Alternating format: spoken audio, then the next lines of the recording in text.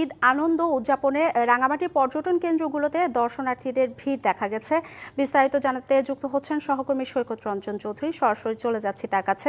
সৈকত, পর্যটন কেন্দ্রে দর্শনার্থীদের ভিড় কেমন দেখছেন জানাবেন।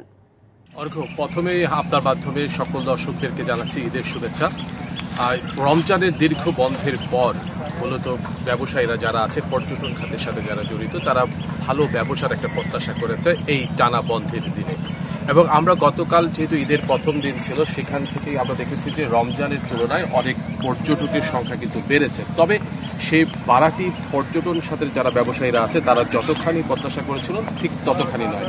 তাদের হোটেল ব্যবসায়ীদের সাথে আমরা এবং যারা অন্যান্য যারা ব্যবসার সাথে জড়িত আছে তাদের সাথে কথা বলে তারা যেটা জেনেছি যে তাদেরকে বলা হয়েছে যে মূলত অনেকেই হোটেল, মোটেল এবং কটেজ বুকিং দিয়েছে মূলত 1 তারিখ ঈদ হবে সেটিকে চিন্তা করেই তারা মূলত 2 তারিখ এবং 3 তারিখ থেকে মূলত তাদের বুকিংটা বেশি ছিল।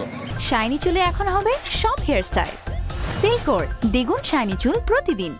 যেহেতু ঈদটি 31 তারিখ হয়ে গেছে, তো সেই জন্য তারা হয়তো ভাবছে যে আগামীকালকের পর থেকে এখানকার পর্যটকের উপস্থিতি অনেক বেশি বাড়বে। তারপরেও আমরা যেটি দেখেছি যে রাঙামাটির বিভিন্ন দর্শনীয় যে স্থানগুলো আছে, পর্যটনের ঝুলন্ত সেতু, কলোয়েল পার্ক, আরণ্যক এবং আমরা সাজেক ভ্যালির সাথেও আমরা কথা বলেছি, সেখানেও আমরা কিন্তু পর্যটকের বেশ উপস্থিতি আছে। তবে সেটি খুব বেশি মাত্রায় না হলেও, তবে এখানে যারা ভ্রমণ, যেহেতু পর্যটকদের প্রচুর ভিড় নেই, সেহেতু এখানে যারা বেড়াতে এসেছেন তারা খুব শান্ত পরিবেশে তারা খুব সুন্দরভাবে তারা ঘুরে বেড়াচ্ছেন এবং সেটি দেখে তারা খুব সৌন্দর্য উপভোগ করছেন। এবং একই সাথে এখানকার যারা ব্যবসায়ীরা যারা আছেন তারাও মূলত অনেক হোটেল ব্যবসায়ী যারা আছেন তাদের হয়তো 50 থেকে 60% ইতিমধ্যেই বুকিং হয়ে গেছে এবং তারা ধারণা করছে যে এই টানা বন্ধে পর্যটকদের উপস্থিতি আরো অনেক বেশি বাড়বে এবং একই সাথে রমজানে তাদের যে ব্যবসার যে ক্ষতি হয়েছে সে এই টানা বন্ধের মধ্য দিয়ে তারা তাদের ব্যবসার যে ক্ষতি সেটি পুষিয়ে একটি লাভজনক ব্যবসা করবে এই টানা বন্ধে।